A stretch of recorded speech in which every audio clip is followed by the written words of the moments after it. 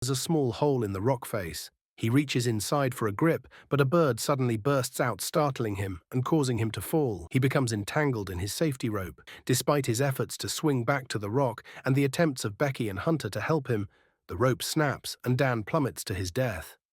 The narrative then jumps forward 51 weeks. Becky remains deeply traumatized by the accident, suffering from depression and turning to alcohol. Her father, James, is worried and urges her to move forward, but she resists. One night, in a moment of profound despair, she prepares to overdose on medication. Just as she is about to go through with it, she receives an unexpected phone call from Hunter. The next day, Hunter visits Becky and reveals her plan to climb the B-67 TV tower, inviting Becky to join her to recapture the spirit of adventure they've lost. Becky, still in pain, initially refuses. However, the following morning, after reminiscing about her time with Dan, she changes her mind and decides to undertake the climb in his memory. They drive to the remote tower location.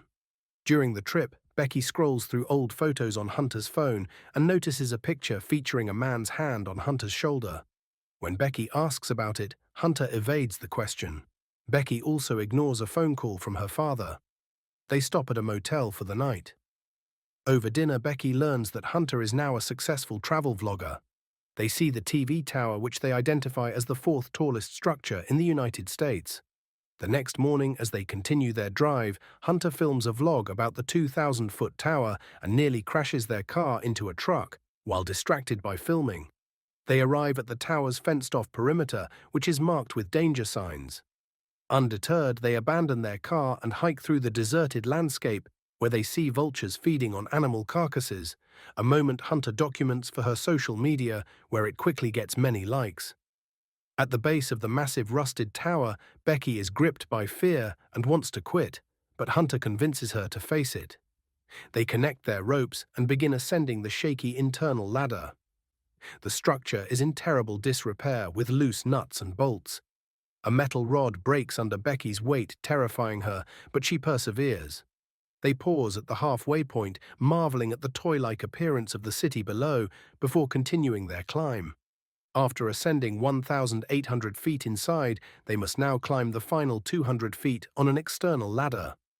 Becky is terrified by the height's strong winds and the ladder's rusted condition and begs to turn back, but Hunter insists they press on. They encounter a cluster of satellite dishes blocking the ladder and must navigate around them. Hunter manages easily and helps a frightened Becky past the obstacle. As the wind intensifies, Hunter jokingly shakes the ladder further, terrifying Becky and causing several nuts to loosen and fall out. Despite this, they finally reach the summit. At the top, they take photos and videos. Still not satisfied, Hunter launches a drone to get more dramatic footage. To generate even more thrilling content for her vlog, Hunter hangs from the ledge by her hands and tells Becky to do the same. Horrified, Becky refuses, but Hunter persuades her that it's the only way to truly conquer her fear.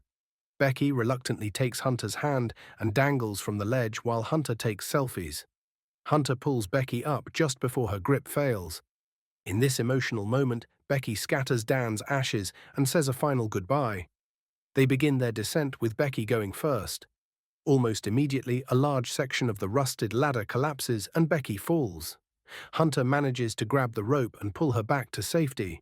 They initially laugh with hysterical relief, but their laughter dies when they realize the entire ladder system below them has fallen away, stranding them at the peak. They discover they have no cell signal and that their bag of supplies has fallen onto one of the satellite dishes below. They find binoculars and a flare gun, but can't use them yet. Hunter remains optimistic, believing someone must have heard the ladder collapse. While they wait, Hunter notices a deep gash on Becky's leg from the fall and uses her shirt to make a bandage. As hours pass, Becky interviews Hunter about her vlogging, and Hunter reveals she started because of Dan, which makes Becky suspicious. Hunter then remembers her social media post from earlier and gets an idea.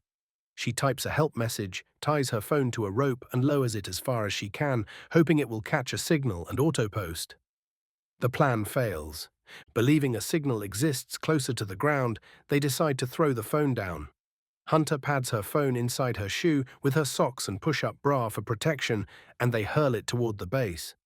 It is during this moment that Becky notices a 143 tattoo on Hunter's foot, a code Dan used to mean "I love you." Shortly after, they spot a man with a dog near the base. They scream for help, but he doesn't hear them. They also see that Hunter's phone has shattered on impact. As the man starts to leave, Becky throws both their shoes to get his attention, but it doesn't work. She then tries to use the flare gun, but Hunter stops her, arguing the flare won't be visible in the daylight. They then notice a group of men arriving for a party. They decide to wait for nightfall to use the flare gun.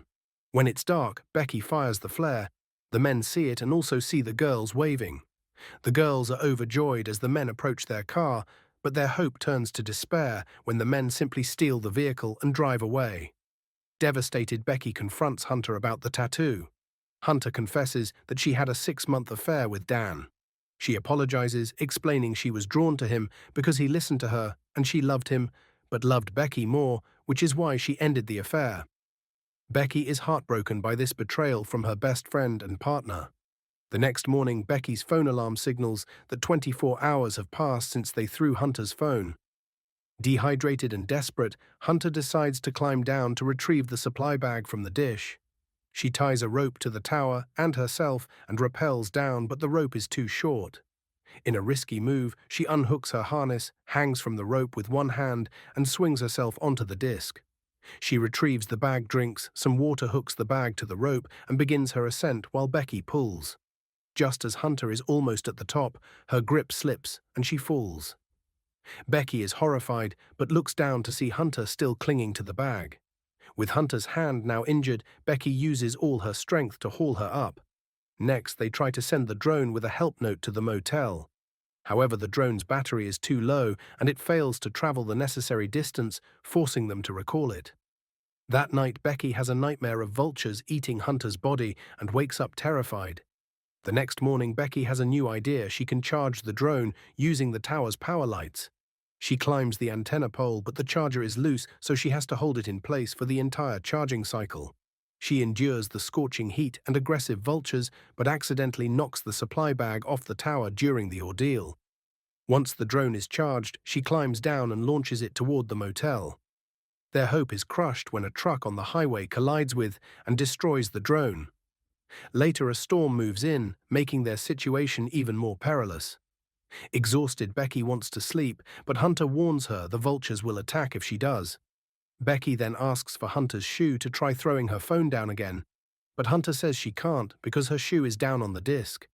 In this moment, a horrifying truth is revealed. Hunter never actually made it back from the fall. She died on the satellite disk below, and Becky, in her delirium from pain, thirst, and trauma, has been hallucinating her presence ever since. Becky pulled up only the bag.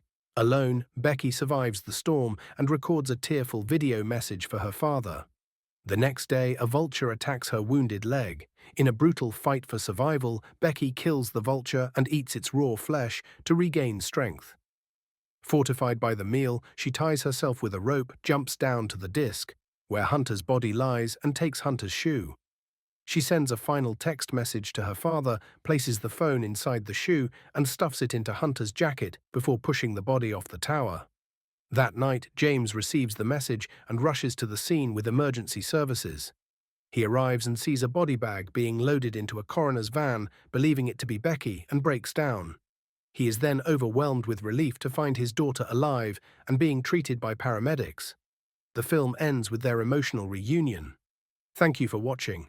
If you enjoyed it, subscribe for more content and feel free to leave a comment with your suggestions for future movies to recap. Until next time, take care.